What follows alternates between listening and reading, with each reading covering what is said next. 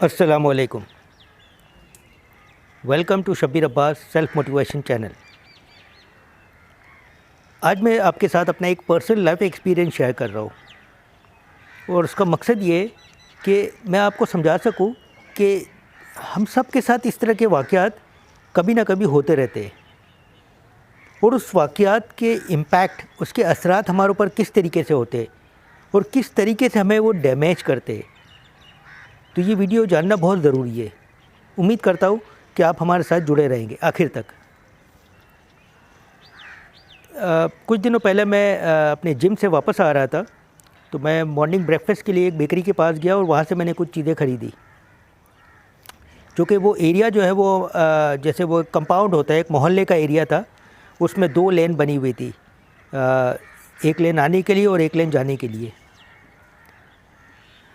तो मैं जिस लेन से आने वाली लेन थी, मैंने अपना सामान लिया और अपनी बाइक के ऊपर बैठ के उसी आने वाली लेन से जाने लगा, यानी कि रॉन्ग वे। लेकिन चूँकि ये हमारी ये एक नॉर्मल प्रैक्टिस होती है, तो हम इस चीज़ों को इतना ज़्यादा अहमियत नहीं देते। ये एक नॉर्मल रूटीन को हम इसको समझते हैं और ये चूँकि मोहल्ले के अंदर सर्विस रोड होते तो ज़्यादा डेफिनेटली स्पीड भी इतनी ज़्यादा नहीं होती, तो हम बड़ा इसको कैजुअल लेते हैं। हालांकि ये गलत है, लेकिन फिर भी हम एक कैजुअल लेते हैं इसको। तो मैं जा रहा था, तो सामने से एक साहब आ रहे थे, उनके कान पे या मोबाइल लगा हुआ था और वो बाइक चला रहे थे। अब चूँकि उनके मोबाइल होने की वजह से उनका कंसंट्रेशन जो है वो डेफिनेटली 50% हो जाता है। जब भी वो सेल फ़ोन यूज़ करना ड्राइव करते वक्त मना है, और ख़ास तौर पे बाइक के ऊपर तो बहुत ही ज़्यादा, क्योंकि वो तो आपको बड़ा डिस्टर्ब करता है। लेकिन जैसे मैंने कहा कि हम बड़े इन चीज़ों को बड़ा कैजुअल लेते हैं, तो वो भी अपने उसमें आ रहे थे बाइक पे बात करते हुए, और मैं यहाँ से गया तो जैसे ही वो उन्होंने मुझे एकदम से देखा तो वो उन्होंने ब्रेक लगा दिया। मैंने भी अपने आप को रोक लिया, काफ़ी फासले से हमने एक दूसरे को रोका। लेकिन चूँकि उनको एक शॉक लगा मेरे यहाँ से आते हुए, तो उस शॉक की वजह से उन्होंने रिएक्ट किया। उन्होंने बात करते हुए अपना मोबाइल फ़ोन कान से हटाया। चूँकि मैं इन साहब को जानता था, तो मैंने इनको देख के स्माइल दी, लेकिन उनके चेहरे के ऊपर वो शौक़, वो जज्बात जो है वो अया हो रहे थे, नुमाया हो रहे थे। तो उन्होंने जज्बाती होकर कहा कि तू यहाँ से क्यों आ रहा है। गुजराती में हम लोग उसको, गुजराती लैंग्वेज में हम जो है वो रिस्पेक्ट में एक दूसरे से तमे में कह के बात करते, तमे यानी कि आप कह के। लेकिन चूँकि उन्होंने जज्बाती होकर मुझे कहा कि तू यहाँ से क्यों आ रहा है, मैंने फिर भी उसको स्माइल करते हुए उनके आगे गया और कोशिश की कि ये मामला रफ़ा दफ़ा हो जाए, मतलब इसमें हम इस बहस में ज़्यादा ना जाए। क्योंकि मैंने जैसे कहा कि वो भी मुझे जानते थे, मैं भी उनको जानता था, तो मेरी ये कोशिश थी कि किसी तरह से मामला टल जाए। इस बहस में जाना ठीक नहीं है, क्योंकि वो जज्बाती भी है। तो इस हवाले से वो मेरे पास आए और फिर आके उसने मुझे इसी लहजे में कहा, सख्त लहजे में, कि यहाँ से आना है, तुझे यहाँ से आना है। तो मुझसे भी रहा नहीं गया, मैंने भी उनसे कहा, मैंने बड़े धीमे लहजे में और नरम लहजे में कहा कि तुम्हें भी तो मोबाइल फ़ोन यूज़ करो जो, यानी कि आप भी तो मोबाइल फ़ोन यूज़ कर रहे थे। अगर मैं गलत आ रहा था तो आपने भी तो मोबाइल फ़ोन कान पे लगाया हुआ था ड्राइव करते वक्त। तो उन्होंने फिर मुझे कहा जज्बाती होकर कि तू मेरी गलतियाँ निकाल रहे, अपनी नहीं देख रहा। बहरहाल ये कि मैं जैसे मैंने कहा कि मेरी शुरू से इंटेंशन थी कि इस केस में ज़्यादा डिटेल में ना जाए, हम रफ़ा दफ़ा करें इसको। तो मैं आगे बढ़ गया। जैसे ही मैं आगे बढ़ा तो मुझे पीछे से आवाज़ आई, उन्होंने गाली दी। अब चूँकि मेरा एक माइंड बना हुआ था कि इसको रफ़ा दफ़ा करे, तो मैं आगे निकल गया। लेकिन वो गाली की आवाज़ जब मेरे अंदर आई तो उसने अपना काम करना शुरू कर दिया, मुझे उसने मेंटली डिस्टर्ब कर दिया। चूँकि मेरे साथ मेरे पीछे मेरा बेटा भी बैठा हुआ था, मैंने उससे भी कंफर्म किया, तो उसने कहा हाँ पापा, उसने आपको गाली दी है। अब मैं घर की तरफ आ गया। कुछ देर बाद मैंने कोशिश की कि इस इसको मामले से इसको ट्रॉमा से निकला जाए, लेकिन वो बात नहीं बन रही थी वो, क्योंकि ह्यूमन माइंड का ये नेचर है कि जो भी आपके माइंड में जो भी प्रोग्रामिंग होती है वो बार बार रिपीट हो रही होती है। सॉरी। तो वो चीज़ें बार बार रिपीट हो रही थी, वो मुझे जज्बात मुझे जो है ना बार बार सता रहे थे कि मैंने उसको क्यों जाने दिया। मुझे उससे बात करनी चाहिए थी, मुझे उसको समझाना चाहिए था कि आपने क्यों ऐसा किया। इस दौरान कुछ वक्त गुजरा और ये जज्बात जो है मुझे मुसलसल डीमोटिवेट कर रहे थे, मेरी एनर्जी को लो कर रहे थे। क्योंकि मैं, जैसे मैंने कहा कि मैं सेल्फ़ मोटिवेशन का तालिब इल्म हूँ, तो मुझे पता था कि इसके असरात मेरे ऊपर नेगेटिव है, मुझे नुकसान पहुँचा रहे हैं और मुझे इस ट्रॉमा से निकलना चाहिए। तो मैंने इससे निकलने के लिए पैटर्न का सहारा लिया। अब पैटर्न क्या होता है मैं आपको समझाता हूँ। पैटर्न जो है ना ह्यूमन माइंड की एक कंडीशन होती है।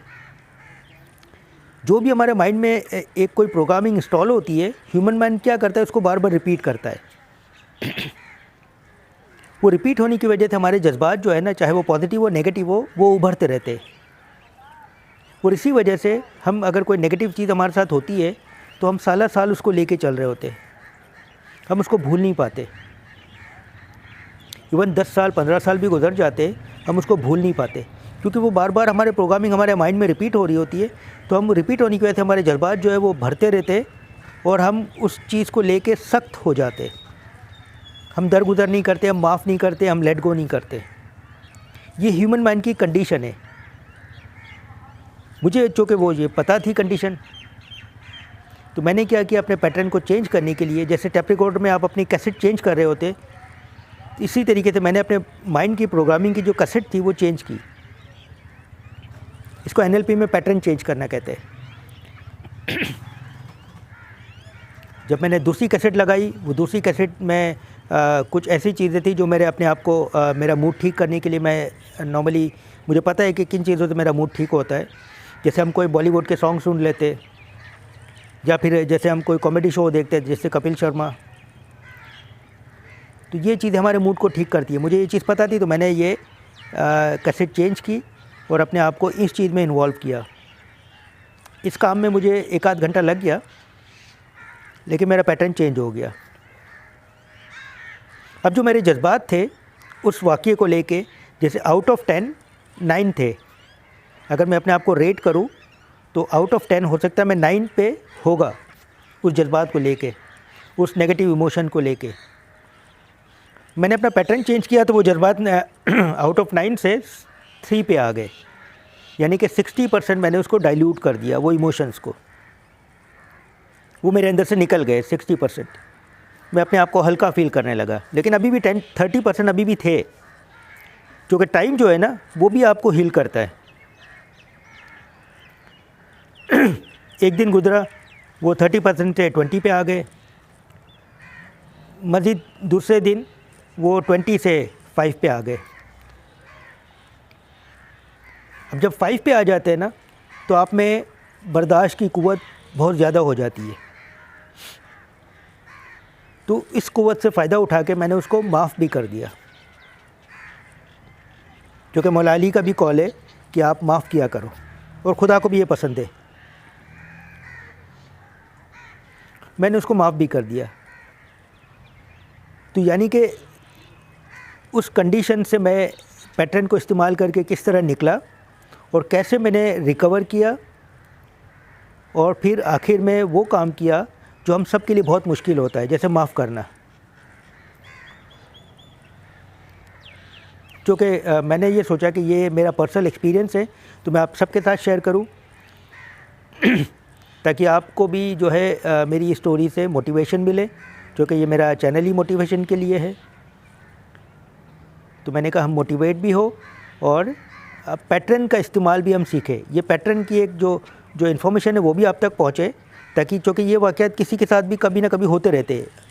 डेफिनेटली कोई भी इंसान आपकी ज़िंदगी में आके कोई भी आपके माइंड को या आपके मूड को ख़राब कर सकता है, उसमें आपका कोई इख्तियार नहीं है, आप उसको रोक नहीं सकते। लेकिन हमें रिकवर करना आना चाहिए उस ट्रॉमा से। तो वो रिकवर करने के लिए पैटर्न का सहारा जो है वो बहुत ही आसान और बहुत ही सिंपल है कि हम अपने आप को उस चीज़ से, उस इन्वायरमेंट से निकालें, उस सोच से निकालें और एक नई सोच में अपने आप को दाखिल करें। वो सोच ख़त्म हो जाएगी, नई सोच आ जाएगी, तो डेफ़िनेटली हमारे जज्बात जो है वो भी नीचे आ जाएंगे, ताकि हम अपने आप को बेहतर से बेहतर रख सकें। तो उम्मीद करता हूँ कि आप आज पैटर्न का इस्तेमाल समझ गए होंगे, सीख गए होंगे और इंशाल्लाह हम इसको अप्लाई भी करेंगे। मैं भी करता हूँ, आप भी कीजिए और अपने आप को मोटिवेट रखिए। Thank you very much.